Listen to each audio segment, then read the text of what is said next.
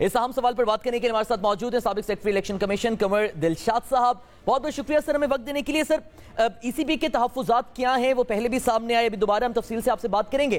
पहले जरा ये हमारे लिए वाज़ेह कर दीजिएगा सर कि क्या इलेक्शन कमीशन ऑफ पाकिस्तान पर अब ये बाइंडिंग हो चुका है कि पार्लियामेंट से बिल मंजूर होने के बाद 2023 के इंतखाबात वो ईवीएम के थ्रू ही कराएं? Sir, election commission of Pakistan के कोई बाइंडिंग नहीं है। जो हमारी पार्लियामेंट ने जो एक्ट पास किया है उस पर अमल दरामद करने की कोई ऐसी हकीकत में देखा जाए तो बड़ी अहम बात मैं आपसे कहना चाहता हूँ जी कि हमारे सियासतदानों को भी आईनी माहिरीन और कानूनी माहिरीन को देखना चाहिए कि आइन का आर्टिकल 218 को आप 222 से मिला के पढ़ें, इकट्ठे करके पढ़ें।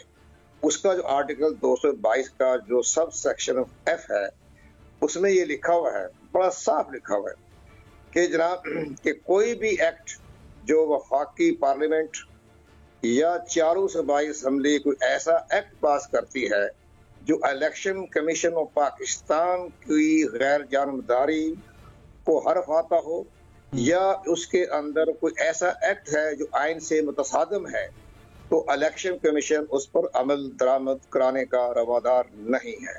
ये तो इलेक्शन कमीशन पाकिस्तान ने आइन ने इख्तियार दे दिया है कि वो एक्ट जो पास किया गया चंद रोज पहले हमारी पार्लियामेंट में, तो वो एक्ट जो है वो इलेक्शन कमीशन पाकिस्तान ने देखना है कि ये हमारे आइन के साथ तो मुतसादम नहीं है, वो आइन से मुतसादम तो है। जो इलेक्शन कमीशन पाकिस्तान ने इलेक्ट्रॉनिक वोटिंग मशीन के बारे में जो अपना एक इंतहाई सरकारी डॉक्यूमेंट इलेक्शन कमीशन पाकिस्तान की तरफ से सेनेट की स्टैंडिंग कमेटी को पेश किया, तो उसमें उन्होंने ये कहा कि इसमें हमारे तफाज़ात ये हैं कि इलेक्ट्रॉनिक वोटिंग मशीन के बारे में इसमें धांधली के रास्ते भी खुल जाएंगे, इसमें टेम्परिंग होने के खतरात भी हैं, इसमें शफाफियत नहीं है, इसमें राजदारी नहीं है, इसमें सॉफ्टवेयर तब्दील हो सकता है, इसमें चिप जो है वो भी तब्दील हो सकती है।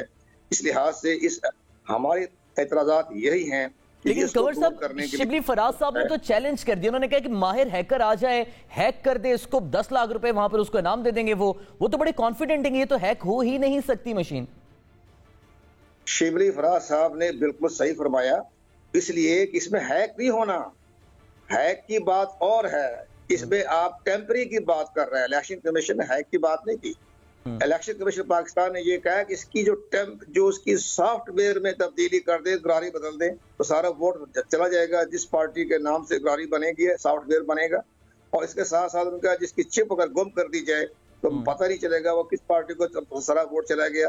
तीसरा उन्होंने कहा इसमें टेम्परिंग हो जाएगी, इसमें सब ये चंद, उसमें हैकर का जिक्र नहीं है क्योंकि इसमें इंटरनेट तो है नहीं, हैक तो नहीं होना। इस लिहाज से शिबली फराज साहब ठीक फरमा रहे हैं। 10 लाख की टेम्परिंग का जो मामला आपकी जानिब से ईसीबी की जानिब से उठाया गया, ज़ाहिर लॉजिकल भी है, क्या उस पर नहीं इत्मीनान दिलाया गया साइंस मिनिस्ट्री की जानिब से, हुकूमत की जानिब से ईसीबी को? सबसे बड़ी अहम बात यह है कि हुकूमत पाकिस्तान को चाहिए कि बड़े तहम्मुल मजाजी के साथ वो इलेक्शन कमीशन के ये छोटे छोटे मसाइल हैं, टेम्परिंग हो जाएगी इसकी या उसके साथ वो जो है सॉफ्टवेयर तब्दील हो जाएगा या चिप तब्दील हो जाएगी, ये तो हमारी इंफॉर्मेशन मिनिस्ट्री को चाहिए या इंफॉर्मेशन टेक्नोलॉजी के बड़े बड़े माहिरीन बैठे हुए हैं। अच्छा कंवर साहब, जो लॉजिस्टिक्स के तहफ्फुज़ात ईसीबी की जानिब से थे, ये हमें बताइएगा कि कितनी मशीनें फिर आइंदा आम इंतखाबात कराने के लिए दरकार होंगी और जो अमले की ट्रेनिंग है वो फिर कितने बड़े पैमाने पर करनी पड़ेगी ईसीबी को? वो भी इलेक्शन कमीशन ने बड़े अपने तहम्मुल मजाजी के साथ अपने 34 एतराज़ात में ये भी शामिल किया है कि आपकी जो इलेक्ट्रॉनिक वोटिंग मशीन है वो तकरीबन 8 लाख इलेक्ट्रॉनिक वोटिंग मशीन खरीदी जाएगी और 1 लाख सरप्लस, तो 9 लाख इलेक्ट्रॉनिक वोटिंग मशीन। साथ साथ एक और बड़ी अहम बात यह है कि IT के एक्सपर्ट बैठे होंगे जो कि हर पोलिंग बूथ पर जहाँ वो होगी इलेक्ट्रॉनिक वोटिंग मशीन, तो वो 4 लाख चाहिए, तो 4 लाख का वो अमले को ट्रेनिंग देनी है। इसके बाद इलेक्शन कमीशन का जो अमला होता है प्रिजाइडिंग ऑफिसर के साथ, वो हर पोलिंग स्टेशन पर 13 होते हैं, 1 लाख पोलिंग स्टेशन बनना है, तो 13 लाख हमारा वो अमला होगा, 4 लाख हमारे IT के माहिरीन होंगे, एक्सपर्ट होंगे, चंद महीनों के जो रखे जाएंगे, तो ये 17 लाख 18 लाख का स्टाफ है। इस पर कंवर साहब, जो ईसीबी ने ये कहा है कि इस्तेमाल से पहले 14 मराहिल से गुजारना पड़ेगा ईवीएम को, वो 14 मराहिल कौन से हैं, वो कौन से तहफ्फुज़ात हैं? वो सबसे बड़ी अहम बात जो हम सेक्रेटरी इलेक्शन कमीशन पाकिस्तान ने बड़ी दानिशमंदी से इलेक्शन कमीशन का पॉइंट वो पेश कर दिया कल उसमें स्टैंडिंग कमेटी में।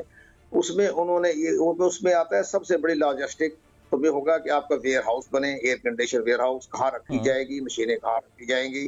तो वो सारे उन्होंने स्टेप बाय स्टेप 14 स्टेप जो पेश किए हैं, उन्होंने यही कहा है कि हमारे लिए ये तमाम जो है वो लॉजिस्टिक मामलात है जो हमने हल करने हैं। ये भी देखना है कि पोलिंग स्टेशन में कहाँ कहाँ हमने इलेक्टोरल रोल जो है उसको फीड करना। अब ये भी देखें कि हमारे जनाब एक पोलिंग जो इलेक्शन होता है कॉन्स्टिट्यूंसी उसमें 20-20, 25-25 कैंडिडेट खड़े हो जाते हैं।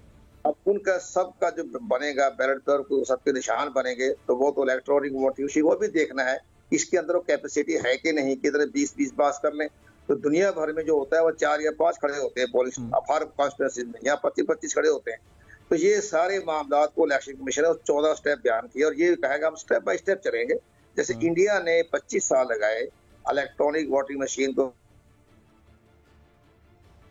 ठीक है, बहुत बहुत शुक्रिया कंवर दिलशाद साहब हमारे साथ आप मौजूद थे और इस सारी सूरत हाल पर इलेक्शन कमीशन का मौक़िफ़ क्या है और क्या आइंदा इंतखाबात ईवीएम से हो पाएंगे इस पर हमें आगाह करें।